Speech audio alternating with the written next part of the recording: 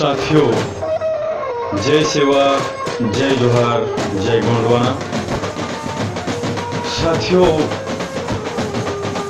आज मैं आपके लिए हमारे गोंडवाना के साम्राज्य पर आधारित ऐतिहासिक व्याख्यान आप तक शेयर करने का कोशिश किया हूँ। आपने कभी कल्पना किया होगा और उस चीज से परिचित होंगे कि गोंडवाना राज व्यवस्था, शासन व्यवस्था के दौरान इतने लंबे समय अंतराल तक गोंडवाना का जो साम्राज्य था वो सकुशल, सफल और संपन्न, समृद्ध किस लिए था, उसके पीछे क्या राज था, उस चीज को आज हम युवाओं को जानने की ज़रूरत है।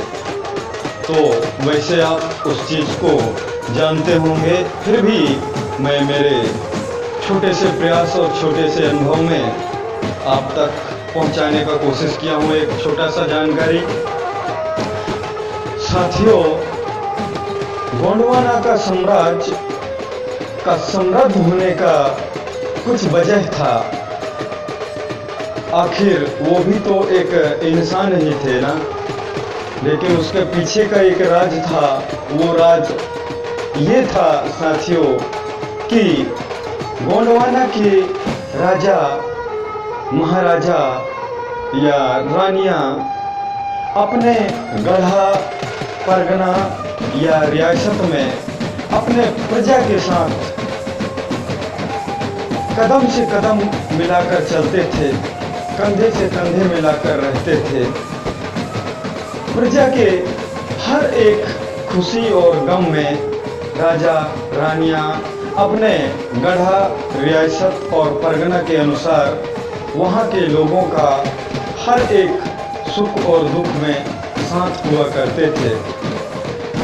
अब आप ही सोचिए दोस्तों कि जहाँ राजा अपने लोगों के साथ इस तरह से कदम मिलाकर खड़ा हो, वहाँ प्रजा को किस चीज़ का गम और किस चीज़ का दिक्कत होगा। और दोस्तों, ये भी बताते चलूँ कि उस दौरान हमारे गोंडवाना के राजा, प्रजा और राजपाट की संपन्नता को देखते हुए लोगों का जो आक्रमण का नीति चला, यहाँ के जल, जंगल, जमीन, गोंडवाना के संपदा या यहाँ की समृद्धि, सोना, चांदी, हीरा, मोती, अनेकों ऐसे चीज जिनको लूटने का ये लोगों ने प्लान बनाए। तो किसी भी प्रकार की मुसीबत या किसी भी प्रकार के लुटेरों से अपने आन बान शान, अपने प्रजा और अपने जल, जंगल, जमीन को बचाने के लिए राजा जो होता था उस गढ़ा का, उस रियासत का या उस परगना का, वो सबसे पहले उन दुश्मनों से लड़ने का मोर्चा संभालता था। यानी कि वहाँ के प्रजा के लिए एक ढाल के रूप में वहाँ का राजा खड़ा होता था, जिम्मा संभालता था। तभी वो गोंडवाना का राज इस धरती में महान हुआ था दोस्तों। और उस शासनकाल में, उस राज व्यवस्था में यहाँ की संपन्नता देखते ही बनता था। हमारे गोंडवाना के सच्चे सपूत, पराक्रमी योद्धा, साहसी, जितना भी इनको नाम दूं सब कम, ऐसे सपूत जिन्होंने इस गोंडवाना की आन बान शान, निशान, पहचान, जल, जंगल, जमीन, वेशभूषा, रीति नीति, संस्कृति, भाषा, बोली, तमाम चीज और अपने प्रजा के लिए, खुशी के लिए उन लोग ने कभी दुश्मनों के साथ किसी भी प्रकार का 5 पैसे का सौदाबाजी नहीं किए।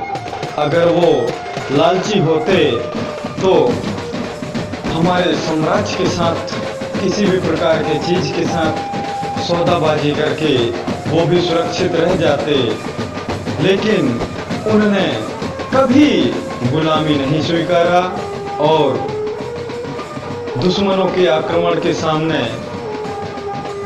हंसते हंसते प्राण गंवाना उचित समझे, पर अपने आन बान शान निशान पहचान जल जंगल जमीन और अपने प्रजा के लिए कभी सौदा नहीं किए। ऐसे हमारे राजा महाराजा, तभी तो ये गोंडवाना सोन का चिड़ैया के नाम से जाना जाता था। और आज आप देख ही पा रहे हैं कौन सा चिड़ैया है।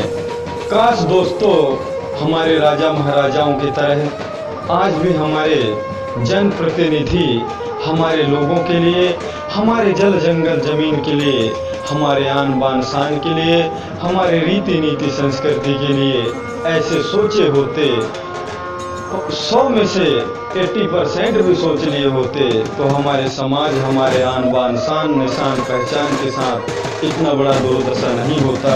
लेकिन आज आप देख ही पा रहे होंगे कि किस तरह का स्थिति है, हमारे रीति नीति संस्कृति को कहाँ तक ले गए हैं वो। और मैं ज़्यादा कुछ नहीं बताऊंगा, आप हर जगह हर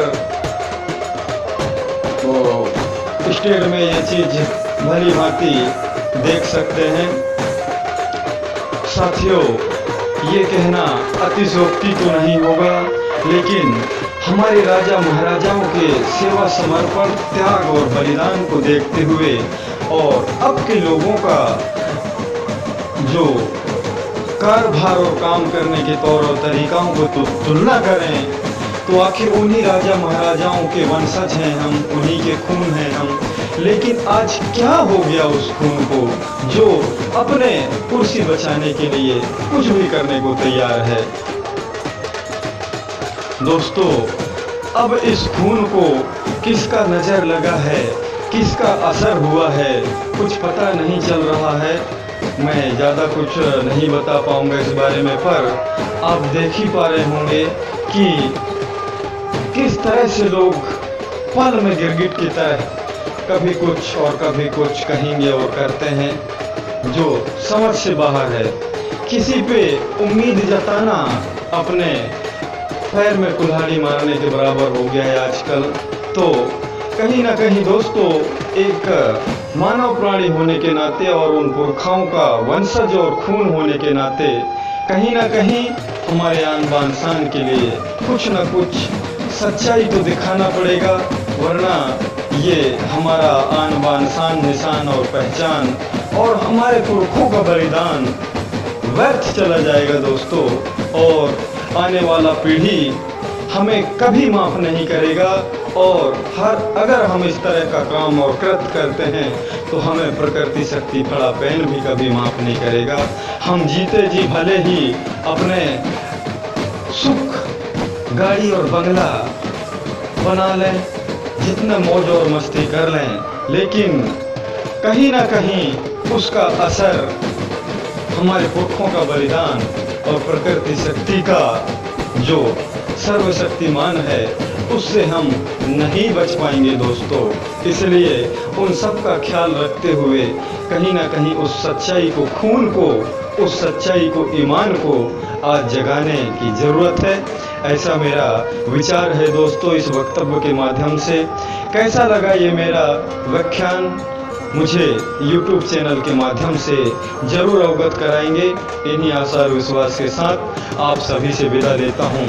जय सेवा, जय जोहार, जय गोंडवाना। सदर धर्मवीर मरकाम, गढ़ा मंडला, मध्य गोंडवाना।